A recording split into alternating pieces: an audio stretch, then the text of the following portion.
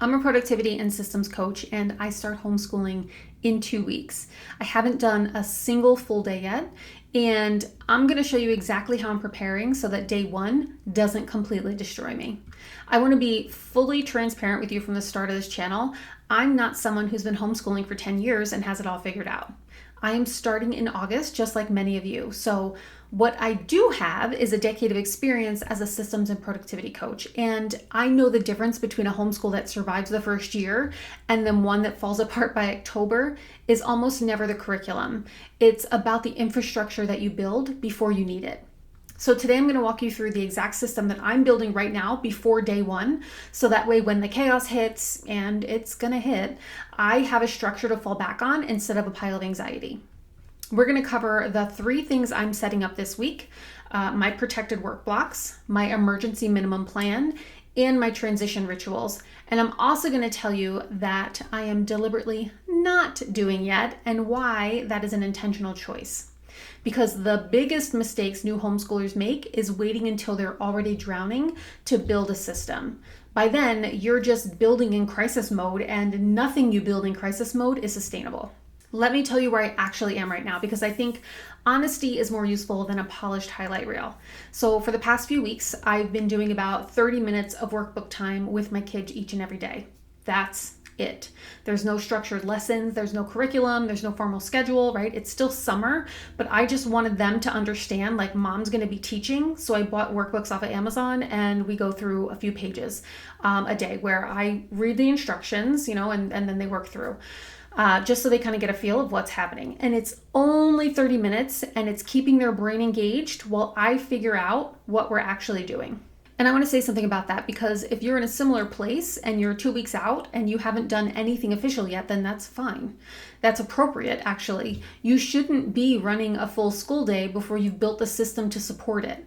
That's like trying to run a marathon before you've actually trained. You're not going to make it to mile 3, okay? The 30-minute workbooks is serving a purpose.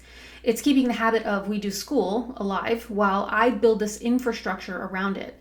It's the minimum viable version of homeschooling while the real system actually gets built. This is actually a principle I use with my business clients all the time. So when someone's in a transition, right, they're launching a new service or restructuring their business or moving into a new season, I tell them to identify the minimum viable version of their most important habits and then protect those while everything else feels like it's in flux. You don't abandon the habit entirely just because you can't do it at full capacity. You do the minimum viable version until the infrastructure catches up. So here's what I'm building and then what I'm not building, okay? I'm not building a rigid minute-by-minute schedule that's going to shatter the first time someone has a bad morning. I already covered why that fails in a previous video, and I'm not going to make that mistake with my own kids. I'm not trying to replace public school in my living room. I'm not building a 7-subject, 6-hour day. That's not what homeschooling is for me, and it's not what's going to work for us. And I assume for a lot of you as well. I'm not copying someone else's system off Instagram and hoping it fits into my life. My life includes running a business, so my system has to account for that. What I am building is a flexible framework that could absorb a bad day without everything collapsing. A structure that tells me what to do next without requiring me to think about it in real time. The first thing I'm building is my protected work block structure, because I'm a business owner, and that's the variable that makes my situation a little bit different from a stay-at-home homeschool parent. If I don't protect my work hours, my business is going to suffer. If my business suffers, the financial pressure will bleed into the homeschool. I'm going to be stressed, I'm going to be distracted, and I'm going to be resentful. And none of that is good for my kids or for our school day. So here's what I'm setting up. I wake up early and I get a protected block of deep work done before the kids are even up. This is my CEO time. I do the work that requires the most cognitive focus, like writing, strategy, client work that needs like uninterrupted thought. And then I protect that block like it's a client appointment, because it honestly is, right?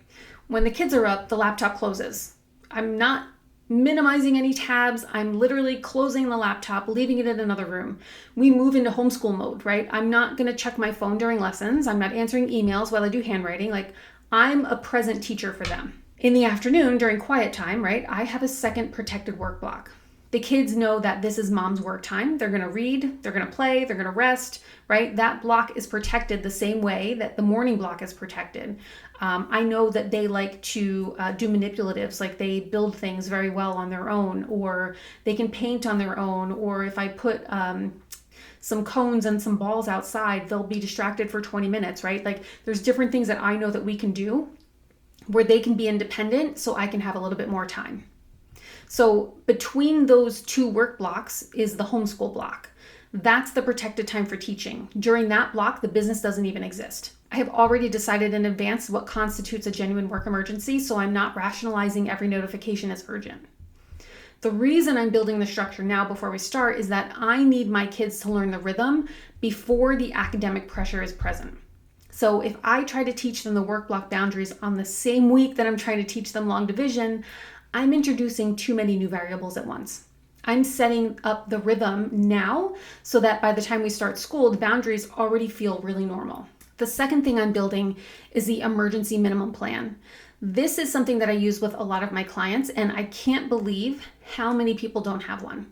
Your emergency minimum is like it's the pre-made decision about what constitutes an acceptable bad day. It's the floor, not the ceiling. So this is what you do when the baby's sick, when you have a client crisis, when you wake up with a migraine, when everyone's dysregulated and absolutely nothing is working. You have to build this plan on a good day when you're calm and you're thinking clearly. Because if you wait until the bad day to figure it out, what the minimum is, you're either going to push through a day that should have been cut short, or you're going to abandon everything and you're going to feel guilty about it, right? Neither of those is useful. My emergency minimum for homeschool is math and reading. That's it. If we get math and reading done, the day is a success. Everything else like science, history, art, geography, I know we have grammar, we have good citizen here, right? That's a bonus on a good day. So, but a bad day is just simply doesn't happen. And I don't have to apologize for it or feel guilty for it. My emergency minimum for the business is answering urgent client messages and moving any same day deadlines, right? That's it. Everything else just waits. I have written both of these down and they're in my planner. They're not some vague idea in my head. They have it's a documented decision. So when that bad day hits, and it will, we all know they will, right? Probably in like 2 weeks after I start, right? I don't have to think about it. I just look at the list and I execute, right? I don't negotiate with myself. What do I feel like I'm giving up or whatever, right? I'm not spiraling into guilt. I'm going to execute the emergency minimum and I'm going to try again tomorrow. The third thing I'm building is my transition rituals. And this one is specifically for working homeschool moms because the context switching between CEO mode and teacher mode is one of the most draining things about this lifestyle. Every time you switch between your business brain and your mom brain, your brain burns energy. This is called cognitive switching penalty. So research shows that it can cost you up to 40% of the productive time. You're not just losing the seconds it takes to switch. You're losing the time it takes your brain to re-engage with a new task. A transition ritual is a physical action that's going to signal your brain so that one role is ending and the next one is beginning. It's going to create this mental boundary between the two modes so you're not carrying the residue from your business over into your homeschool. So my work to homeschool transition is this. I physically close my laptop, I push in my chair, and then I go make a cup of tea, right? This is my morning routine. That sequence of those 3 physical actions tells my brain, okay, work's over and we're moving into homeschool mode. After a few weeks of doing this consistently, your brain starts to associate the ritual with that mental shift. The transition becomes automatic instead of effortful, right? So my homeschool to work transition in the afternoon is that I sit down with my planner, I write the 3 most important things I need to accomplish in the next 90 minutes, and then I open up my laptop. That ritual tells my brain, homeschool's over, we're in CEO mode now. I'm practicing these rituals now during those 30-minute workbook sessions so that by the time we start a full school day, the rituals are already a habit, right? I'm not trying to build the habit and then run the school day at the same time. I'm building the habit first. And I've had to switch my habits just a little bit because now I'm adding homeschool. So things are going to be a little bit different. Normally, I would just grab my tea and my stuff and come sit down and start working. And I usually light a candle too, because sometimes, if you activate all of your senses, it kind of helps move things along as well. And tell yourself out loud when you're doing this, like, work is over, like close your laptop, work is over. When you get up and walk out of the room or wherever it is that you have to go, say, we're starting homeschool now, right? And then do the reverse as well when you go to your second homeschool block, your work block. So when you walk out of homeschool and into your office or wherever it is that you do your work, say homeschool's over for the day. I'm walking into my my work, and open your laptop. Physical movements matched with verbal movements, matched with, lighting a candle or grabbing a tea or whatever it is, are all going to make that transition time more acute to your brain. I hope that makes sense. I'm going to end with this because I think it's important. I'm not filming a day in the life video yet. I don't have a real school day to show you, and I'm not going to pretend that I do. What I am going to do is come back in 2 months once we have a real rhythm, once I have made real mistakes and figured out how to recover from them, and I'm going to film an honest version in that video. The one where I show you what the system actually looks like in practice, not just in theory. That's the video worth waiting for, and I think you will appreciate it more when you've watched me build the system first. In the meantime, I'll be sharing videos every Sunday night to help you organize the chaos in your brain and in your school day so you can show up for your kids without losing yourself in the process. If you're in the same position that I am in, starting soon and trying to get the infrastructure in place before day one, the most important thing you can do this week is to watch the video on building an adaptive homeschool schedule. It's the framework that holds everything else together. I'm going to link it so that it pops up at the end of this video, and I'll see you there.